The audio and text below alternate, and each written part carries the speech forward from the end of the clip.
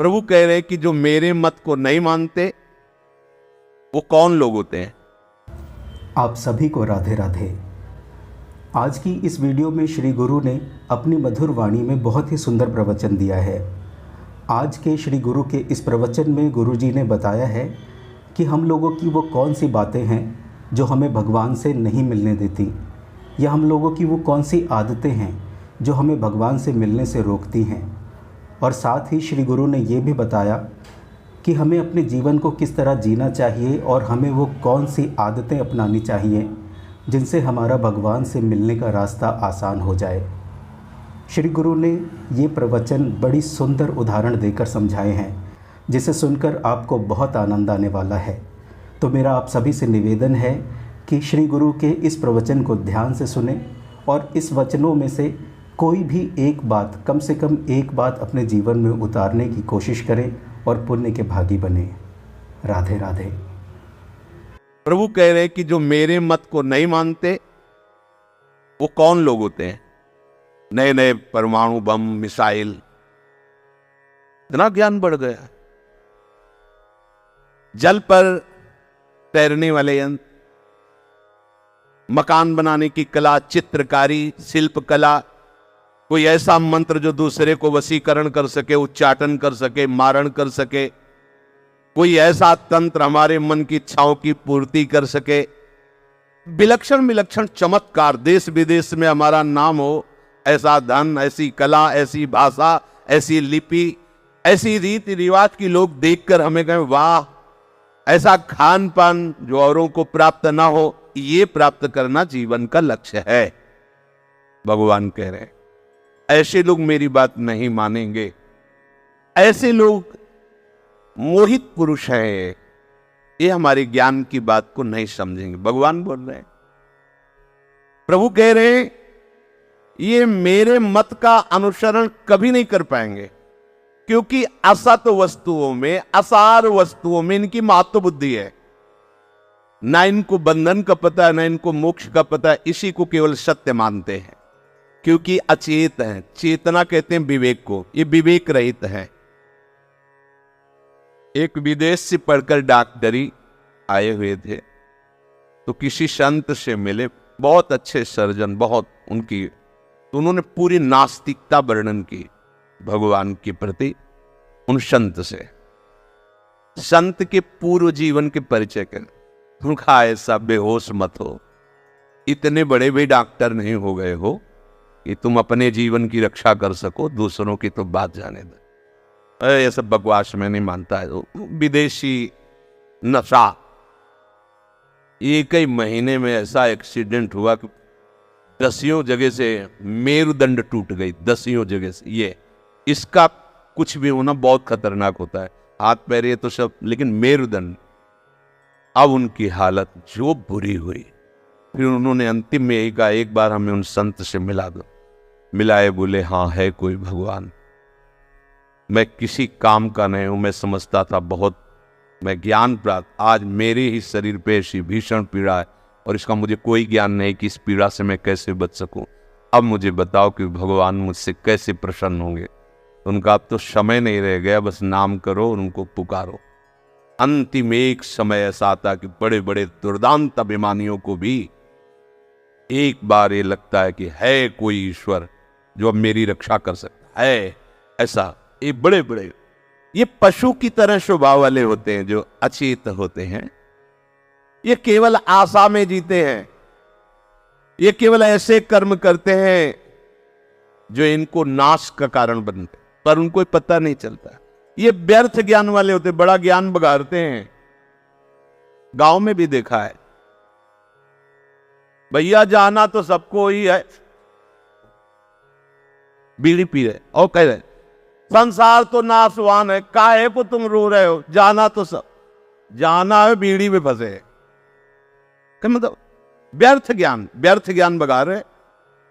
जाना है सबको, संसार नाशवान है, ज्ञान तो बहुत वर्णन कर, उसे व्यर्थ ज्ञान भगवान।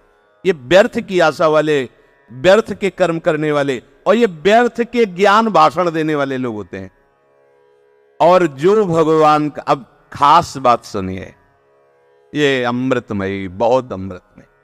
जो भगवान के मत में विश्वास कर लेता है, ये सब कुछ समर्पित करके आश्रित, किसी भी कैसे भी स्वभाव वाला हो, कैसी भी स्थिति वाला हो, अंततो गत्वा, जैसे आप लोग लगे ना, चुपचाप लगे रहिए, मालिक की दृष्टि में हो, बस दृष्टि में बने रहो, पार हो जाओगे।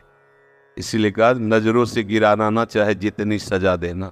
नजरों से जो गिर जाए तो मुश्किल ही संभल पाए, फिर खड़े हो नहीं सकते।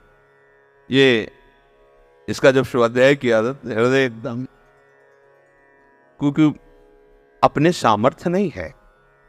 जैसे हम एक व्यक्ति का कल्याण कर सके, ऐसी अपने में सामर्थ्य नहीं। इन्हीं के बल से सारी बात है, इन्हीं के बल से, इन्हीं की बातों को लेकर, इन्हीं के स्वभाव को लेकर, इन्हीं के चरणों के बल से, ऐसे इन्हीं के बल से तो बोलते। हमारा बल कौन है? यही तो है ना। अतः ध्यान से सुनिए, जो वर्तमान जीवन में भगवान के मत का अनुसरण करता है, अंतिम श्वास होते होते उसे भगवान अनुभव करा देते हैं। जीवन में तुम हमारा आश्रय लिया, देखो, करा देते हैं पक्का। ये विश्वास रखो, इसमें बिल्कुल संशय मत करना। बिल्कुल जैसे भी हो, वर्तमान में तुम भगवान के हो, प्रियालाल के हो, ऐसा अनुभव करो। अंतिम निर्णय वही होगा जो एक बड़े बड़े परमहंसों को होता है। भगवान देने में भेद नहीं रखते। तुम्हारे भजन में भेद हो सकता है, कोई बहुत तन्मयता पूर्वक, कोई कम, कोई थोड़ा, लेकिन जब मालिक ऐसे उदार है, जब देना शुरू करते हैं तो ऐसा नहीं देते कि तुमने कम भजन किया तो नहीं। जब भगवान मिलते तो आधे मिलते हैं क्या, कि उनको 1/4 मिले, तुमको 1/3 मिले, उनको पूरे मिले, ऐसा नहीं। वो जब मिलते हैं तो पूरे मिलते हैं। कृपा सिंधु है ना, पूर्ण है ना, पूर्ण ही भगवत प्राप्ति। इसीलिए आश्रय की बहुत जय जयकार की गई है। जो इस मत का अनुसरण नहीं करते हैं उनको नष्ट हुआ ही समझो। जिसे सत्संग मिल गया, भगवान के प्रभाव का पता चल गया और उसने बात हृदय में धारण कर ली, और वो कितना भी विषयी हो, पापी हो, उसकी मुक्ति निश्चित है। कोई भी बात अप्रमाणित नहीं है। ऐसा न मानो कि अच्छा तुम्हें प्रोत्साहन देके मिलेगा क्या। मान लो अगर भगवत प्राप्ति न हो तो प्रोत्साहन देने से मतलब क्या है? सत्य वस्तु का प्रोत्साहन है। और आपको बता, राष्ट्रपति से मिलने के लिए बहुत बड़ी आपकी योग्यता चाहिए, और अपने बाप से मिलने के लिए यदि वही राष्ट्रपति हो, बीच में कोई गार्ड, कोई चेकिंग, वो दौड़ के जाएगा, उनकी गोद में बैठेगा, चाहे जिस पद पे बैठे हो। समझना, अपनी मां कलेक्टर हो तो कलेक्टर पद से मिलने के लिए लाइन में होना पड़ेगा, लेकिन मां से मिलने के लिए हर लाइन क्रॉस करके उसके लिए एक पर्सनल लाइन होगी। ये पर्सनल लाइन है, ये मेरे प्रभु मेरे लिए बात कर रहे हैं। और जो अनंत कोटि ब्रह्मांडों की ईश्वर सिद्धांत है, चलो लाइन में लगो। इसीलिए कहते हैं हम भगवान की बात नहीं करते हैं, हम अपने प्यारे की बात करते हैं, लाडले की बात करते हैं। तो लाडले से आप सहज में मिल सकते हैं। बहुत समझने की बात है। जब समर्पण कर दिया तो अब हमारे अंदर निराशा का मतलब आशा रहे। अब ये आशा नहीं होनी चाहिए कि मैं स्वस्थ रहूं, मैं साधन कर पाऊं, मुझे अनुकूलता मिले, कम से कम जीने की व्यवस्था तो मिली जाए, कमरा, भोजन, ये व्यवस्था। निराशी, अब आपको क्या, आपने तो दे दिया है ना, प्रभु को समर्पित कर दिया। वो महलों में रखे चाहे झोपड़ी में बास दे, तुम्हारा प्रश्न ही नहीं। वो राखे चाहे अभी उठा ले, उनकी वस्तु है, उनका खेल है। होता क्या है कि हम लोग ऐसे समर्पण करते हैं। किसी ने माला बनाया कि गुरुदेव को पहना देना, गुरुदेव ने इनको पहना दो। अब आप जलने लगे, भगवान करे विगत ज्वरा, क्यों जल रहे हो? तुमने तो दे दिया ना। अब ये गुरुदेव की इच्छा है कि वो अपने किस स्वरूप में धारण करते हैं। गुरुदेव ही तो अखंड मंडलाकारम व्याप्तमेन चराचरम, पर आपने दिया, पर देने पर भी आपने नहीं दिया, अपना उसे माना।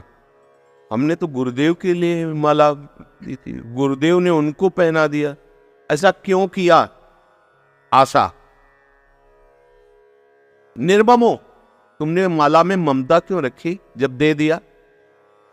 विगतज्वरः, अभी जलन क्यों पैदा हो रही तुम्हें?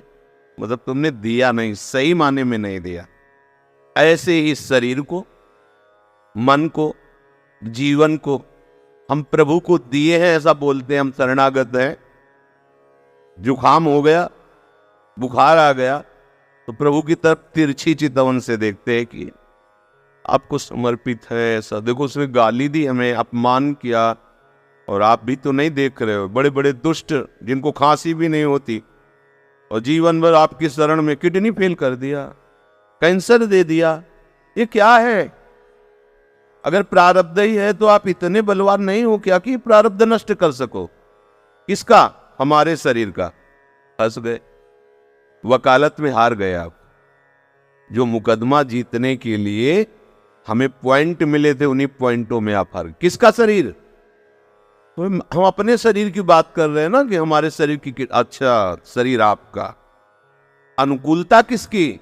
अपने मन की ना, कि शरीर स्वस्थ रहता तो खूब भजन प्रवचन करते। अच्छा, मन आपका। आप कौन हो? अब सब बेकार हो गया, पूरा का पूरा समर्पण धूल दूषित हो। देखो, मुकदमा में वकालत जो करते हैं वो पॉइंटों का संग्रह करते हैं, फिर आर पार हिसाब उन्हीं पॉइंटों से होता है, जज उन्हीं पॉइंटों से करता है। ये जो सूत्र है ना, ये हमें भव समुद्र से पार करने की वो पॉइंट है जिनमें संत सदगुरुदेव वकालत करके भगवान से दस्तखत करा लेते हैं। जज निर्णय कर देता है, जाओ मेरे परम पद में आरूढ़ हो जाओ। यद्यपि बहुत कमियां होती, परम पद लायक नहीं होते, पर पॉइंट है उनके अनुसार वकालत में संत सदगुरुदेव जो कहते हैं तुम भगवत प्राप्ति निश्चित हो जाए, तुम चिंता मत। क्यों? क्योंकि वो पॉइंट पकड़े हुए हैं और उन्हीं से प्रभु की तरफ देखकर बात करते हैं। ये आपके वचन, ये आपके वचन, ये आपके वचन, हर पॉइंट उसमें। पर उधर के भी वकील होते, विपक्ष सरकारी वकील भी तो होते हैं ना। अच्छा, आपने कहा तन समर्पित, ये मांग किसकी है? ये जलन क्यों हो रही है? ये ममता किससे रख रहे हो? प्रभु से या शरीर से? और जब शरीर हो, अगला जन्म लो, सावधानी से फिर निकालना। बात समझ लीजिए। निराशी ये शरणागत का परिपूर्णता का स्वरूप है। अपने लोग देकर के भी नहीं देते, क्योंकि ना समर्पण है ना आश्रय है, केवल नाटक है। अगर नाटक भी सही ढंग से खेल लो तो झूठा खेले साचा हो। नाटक का भी फल विशुद्ध भक्ति हो जाएगा। ये मार्ग ऐसा है, पर तुम नाटक खेलना भी नहीं जानते। जो कोई भक्ति करे कपट से उसको भी अपनाऊं, साम दाम और दंड भेद से सीधे रास्ते लाऊं। कौन बोल रहा है? भगत नहीं, भक्तों के आराध्य देव प्रभु। भगत भक्तों के आराध्य देव, मैं उसे असली बनाऊंगा। करो सद्य ते साधु समाना, मैं उसे साधु बनाऊं। जब वो तैयार है तो आप कम से कम नाटक करो, तो नाटक का रोल भी सही करो, तो इनाम में तुम्हें नाटक से मुक्त कर देंगे और असली भक्त बना देंगे। आप सभी ने श्री गुरु का ये सुंदर प्रवचन सुना। मुझे उम्मीद है कि श्री गुरु के इस प्रवचन से आपको कुछ न कुछ ज़रूर सीखने को मिला होगा। अगर आपको श्री गुरु के प्रवचन सुनकर आनंद आया है तो मेरा आपसे निवेदन है कि कमेंट बॉक्स में राधे राधे ज़रूर लिखें। मैं आपसे फिर मिलूँगा एक और नई वीडियो में श्री गुरु के एक और सुंदर प्रवचन के साथ। तब तक के लिए आप सभी को राधे राधे।